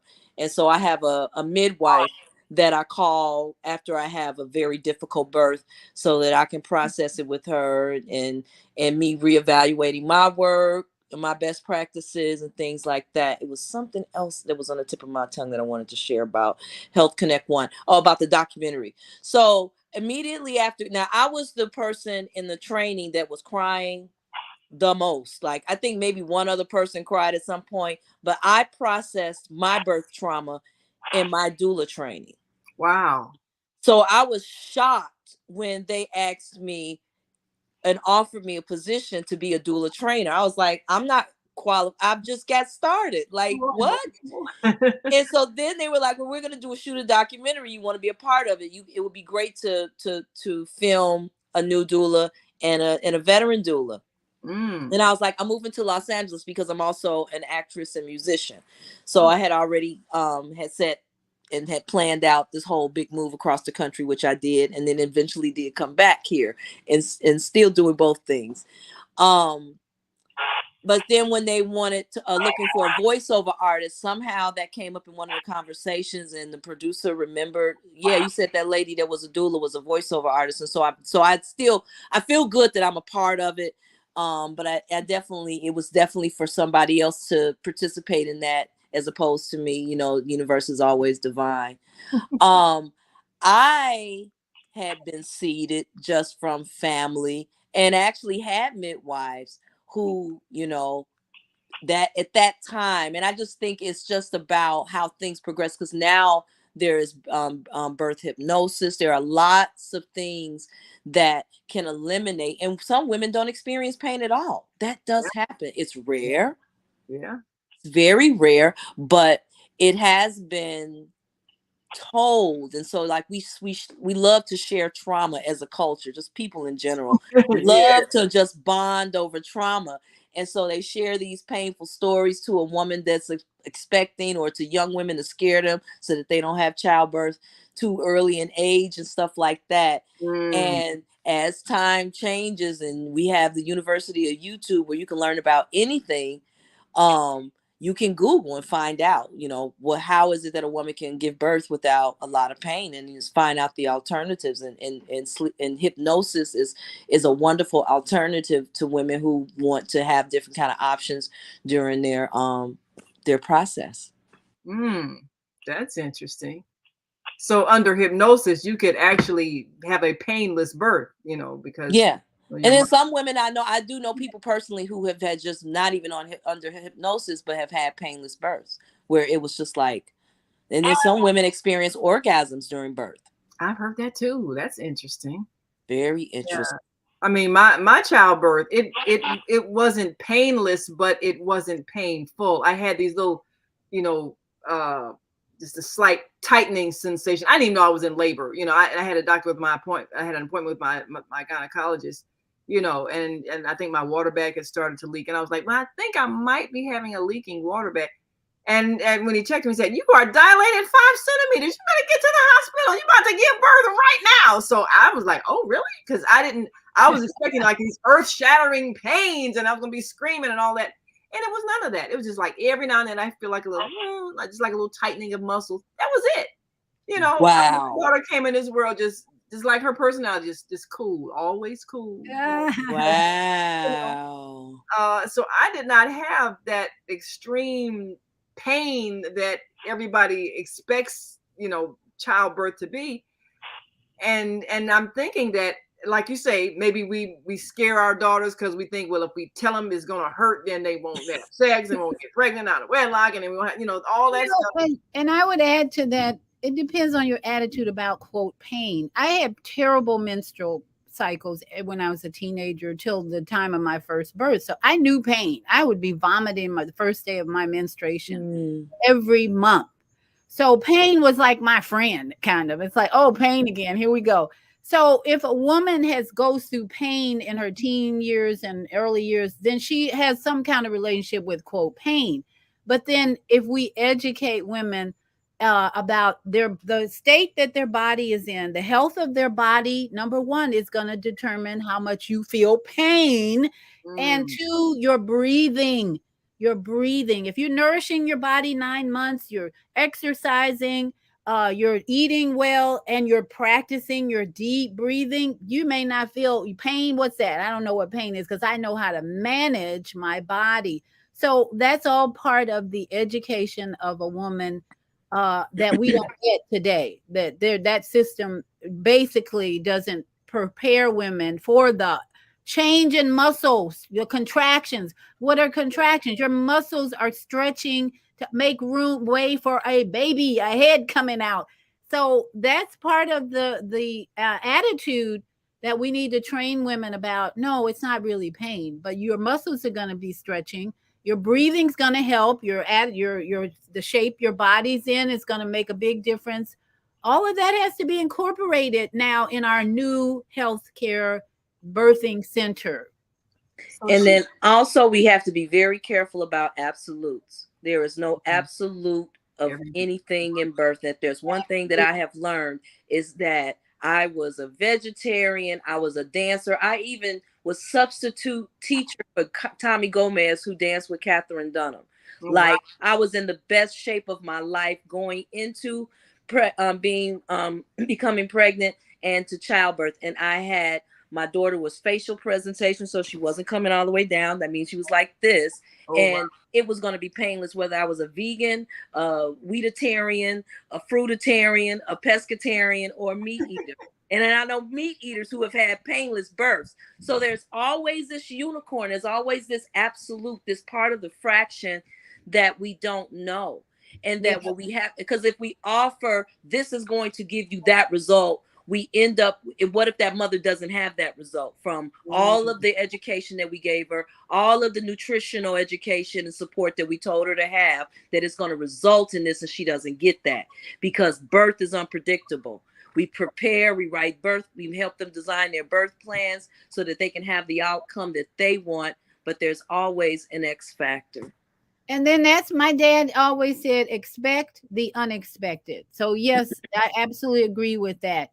If you expect the unexpected, then yeah, all that preparation is good, strong body, breathe, attitude. And then let's not leave out relationships. If you got a bad relationship with the man who put that seed in you and he ain't around, you better adjust that attitude before you start giving birth, because that's a contraction, a not relaxed situation where it could create more tension and more pain. So relationships with the father of the baby, as well as your support system, All of that is part of it. It's an equation of healthy pregnancy equals this, and a healthy delivery and birth equals this, and relationship is a definite part of it. So one of the things, Zhana, that I look at when it comes to taking our power over our bodies, and I do agree with our earlier caller about us preparing our children to go into the medical field. But I think we also have to create institutions like the birthing center. We have to hold classes. We have to teach our young girls. We have to change the way we think about women's health and about our own health, because a lot of times we're either being shamed about our bodies, or we're being ignored when we have a problem and made to feel like we don't matter. So I think the first step is for us as women to set a new tone, a tone where we teach our daughters to feel good about whatever body shape they have, whatever state of their body in, feel good about their sexuality, feel good about the prospect of motherhood, feel good about pregnancy, however it occurs. If this is a baby that the mother decides they want to keep, feel good about it. And I think all of the things that would go into a healthy birth experience emotionally, we should be ready and willing to do, because this is going to make a difference as to the kind of people that come forth out of the next generation of child bearers, so that we're not constantly traumatizing children. I mean, I look at a lot of things that how many people got friends that got elongated head because they were pulled out with forceps? I mean, a lot of different, it's not funny, but, a lot of procedures that come from doctors who don't have sensitivity to women, being too impatient, just like, want to give you a drug to hurry up the contractions. Well, some people take a while to get here. I think my mother-in-law said she was in labor for like 3 days. We don't want that, but I think there's a level of sensitivity that if we have toward ourselves, and like Coco said, her daughter had a whole team of powerful women. Just think of the vibration that baby has coming into this world, knowing you got a whole group of people rooting for you, looking out for you, welcoming you. That's how everybody should be born into this world, with love, with support, with encouragement. We can do that, and we can make sure that we're there in those hospitals to give that vibration to that child coming into this world, so that there's not trauma, there's not excess drugging, there's not bad procedures or unnecessary cesareans just so they can get paid from your insurance. We can do that. So I don't know, what are your thoughts on that, Zhana, in terms of us setting a tone for how we want women's health to be taken care of? That's what we need to do. That's what we need to do. We need to set the agenda. I don't know if you're aware of this book that came out in the 70s called Our Bodies, Ourselves. I've heard of it. I don't remember who the author is. Well, women, they call themselves the Boston Women's Health Book Collective. And they went around and they talked to doctors and they asked questions about everything to do with female health. And they brought out this big book. And basically everyone had to have it. Everyone had to read it. It was so good. And they said a lot of the time when they'd be talking to doctors and asking questions, particularly about female reproductive health, the doctors would say, you don't need to worry about that. You don't need to worry about that. You don't need to think about that. Leave it to the doctors. Oh. And that book really created a revolution, because that's when women started questioning their doctors, asking questions, wanting to know the answers. That was like a little revolution. It felt like we need another revolution here. I want to just gently remind everybody that when I was talking about racial disparities, I was not just talking about childbirth. I was also talking about a whole range of medical issues, including cardiac health, including the pandemic, COVID-19. It's not just in maternal health when we talk about these racial disparities, but when we talk about the death toll at 3 or 4 times higher for Black women than it is for white women. That is something that we have to pay attention to. We must be aware of, and we must put a stop to this because they're aware that it's happening, right? They've collected all these statistics, so they're aware that it's happening, but they're not doing anything about it. So well, it's up to us. It's up to the communities to do something about it.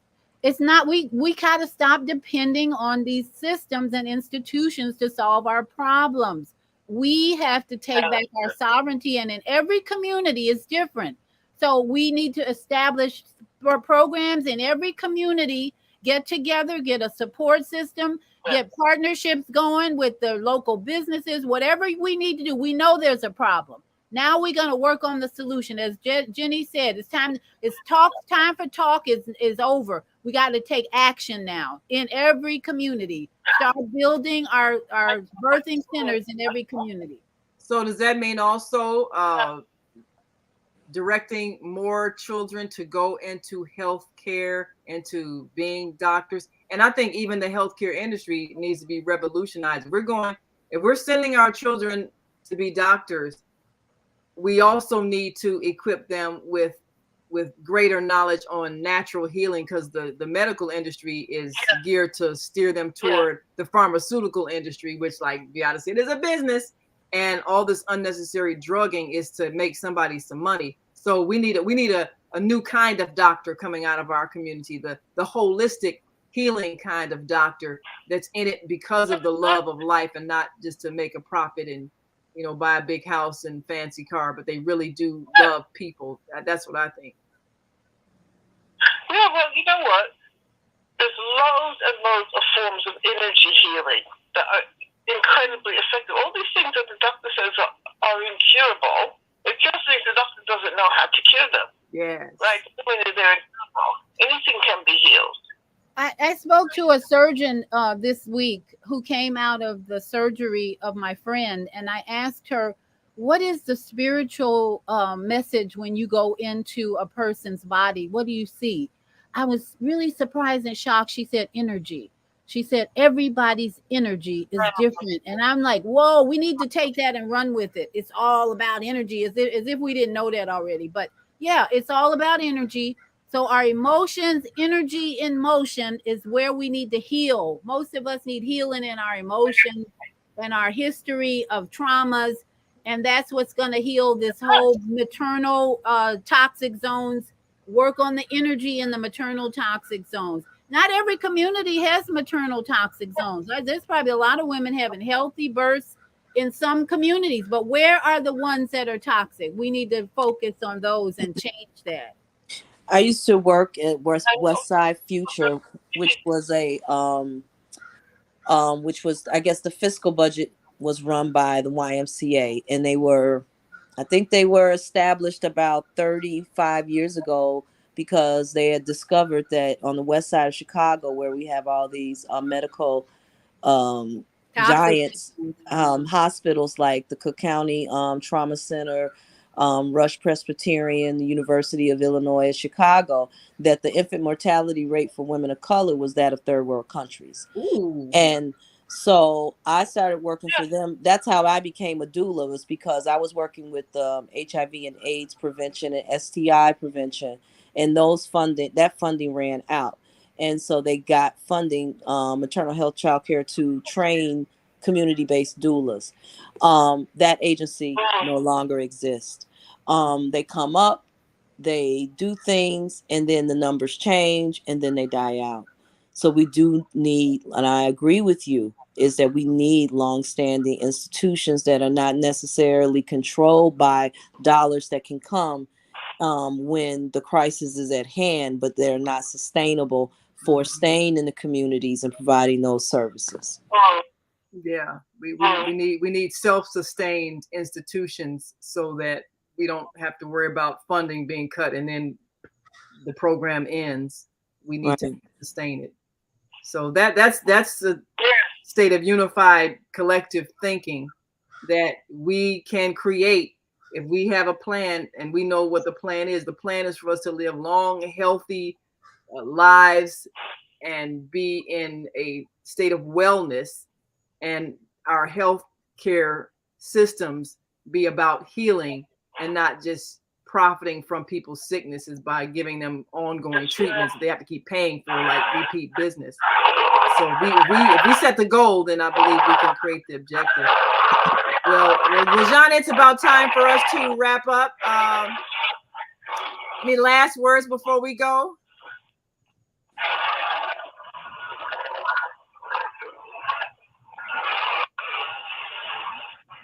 Zhana, I think we've got a little bit of background sounds there.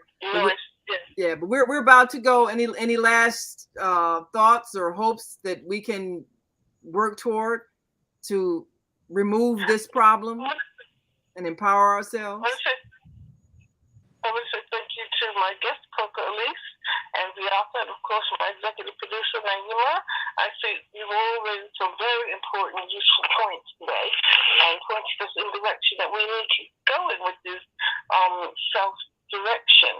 We need to take responsibility for bringing about the changes that we want to see.